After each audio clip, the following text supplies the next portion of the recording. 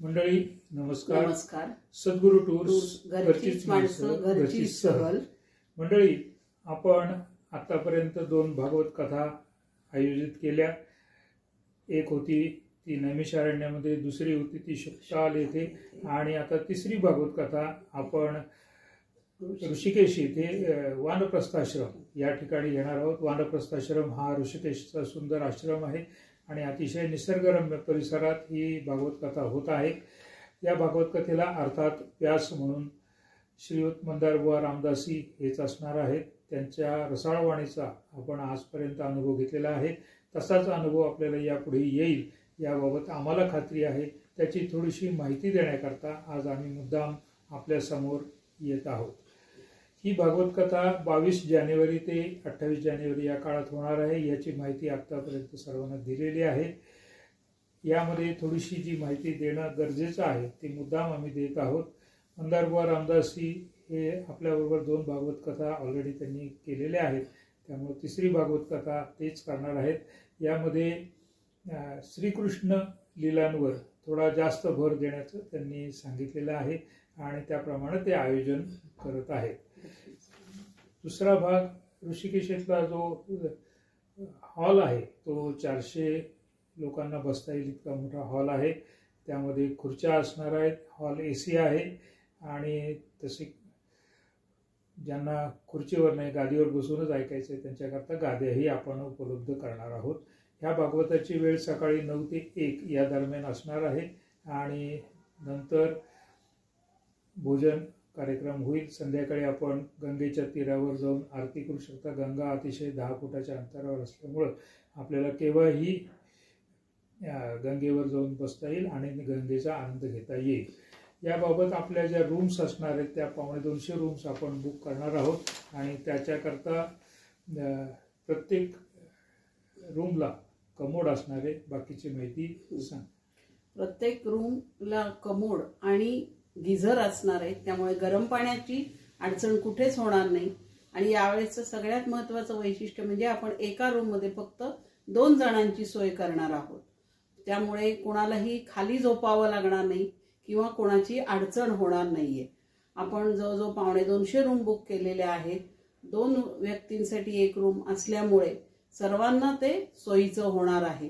AC room त्या ठिकाणी AC आणि नॉन AC अशा प्रकारच्या 2 रूमचे प्रकार आहेत.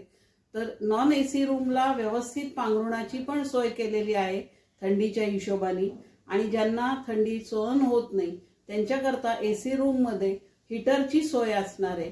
तर त्यांनी AC रूम घेतल्या तर त्यांना हीटरची सुविधा तिथे उपलब्ध असणार आहे.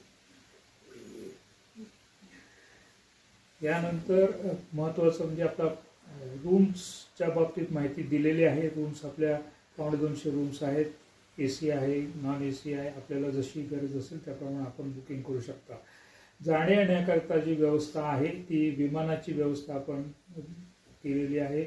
विमान पुणे ते डेहराडून असं थेट विमान असणार आहे. अर्थात जे मुंबईहून किंवा इतर ठिकाणाहून येणार आहेत त्यांना त्यांच्या सोयीचं आपण बुकिंग करून देण्याची व्यवस्था करणार आहोत.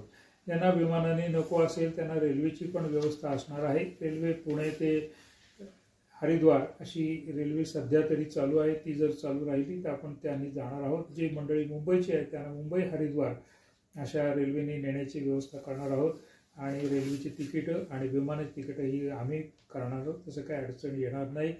त्याचा जो खर्च आहे तो वेगळा आहे. जर पुणे ते हरिद्वार ही रेल्वे बंद झाली तर आपल्याला पुणे ते दिल्ली आणि दिल्ली ते हरिद्वार अशा 2 रेल्वे कराव्या लागतील. जर दिल्ली हरिद्वार रेल्वे सोयीस्कर नसेल तर आपण तिथून रेल्वेच्या ऐवजी बसची व्यवस्था आपण करणार आहोत. त्या ज्याऐवजी आपण हरिद्वारला पोहोचू शकू आणि भागवत कथेचा आनंद घेऊ शकू. हा जो भागवत कथेचा कार्यक्रम होतो आहे हा ऋषिकेशमध्ये अतिशय सुंदर अशा वेळेला होतो आहे. जानेवारीमध्ये थंडी छान जरी असली तरी त्याचा आनंद आपल्याला सर्वांना घेता येणार आहे.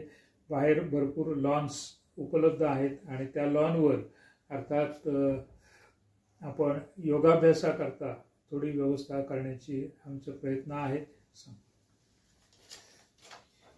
ऋषिकेश योगनगरी म्हणून ओळखली जाते. त्या ठिकाणी आपण योगाभ्यास घेणार आहोत यावर्षी. मागच्याही ह्याला आपण ठरवलं होतं, पण त्यावेळेस ते जमलं नाही. परंतु यावर्षी मात्र आमचा तो पूर्ण प्रयत्न चालू आहे. कारण थंडीचे दिवस आणि तिथला नयनरम्य असा परिसर, तिथे योगा करणं हे आपल्यासाठी खूप आनंदाचं होणार आहे. त्याच्यासाठी आम्ही योगाभ्यास असणाऱ्या वाडीचे वाडी त्र्यंबकेश्वरचे वाडी म्हणून आहे, श्रीयुत वाडी, हे नाशिकच्या योगविद्याधाम मध्ये प्रशिक्षक आहेत. तर ते आपल्याला योगाभ्यासाचं ज्ञान देणार आहेत. त्याचबरोबर आपल्याकडेही काही योगाच्या टीचर असणार आहेत, तेही आपल्याला त्याच्यासोबत मार्गदर्शन करणार आहेत. तर हा एक यावेळेसचा एक आपला अजून एक वेगळा भागवताबरोबरचाच हा उपक्रम असणार आहे की ज्या योगे आपलं आरोग्य सुद्धा आपण चांगलं ठेवणार आहोत. तर मंडळी, असा हा भागवत कथेचा कार्यक्रम आपण आयोजित केलेला आहे. 22 जानेवारी ते 28 जानेवारी या काळात जी विमानाने येणार आहेत त्यांच्याकरता 21 तारखेला निघायला लागेल. जे रेल्वेने येणार आहेत त्यांना 20 तारखेला निघावं लागेल. त्याप्रमाणे आपण सगळं नियोजन आपलं चालू आहे. तिथे आपण 200 रूम्स बुक केल्यात, आम्ही आधीच सांगितलं. त्यामुळं कुठेही गैरसोय होणार नाही याची आम्ही काळजी घेतलेली आहे.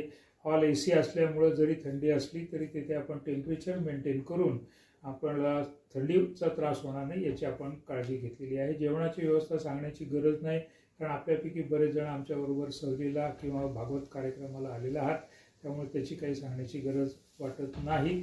तर असा हा सुंदर कार्यक्रम आम्ही आयोजित केलेला आहे.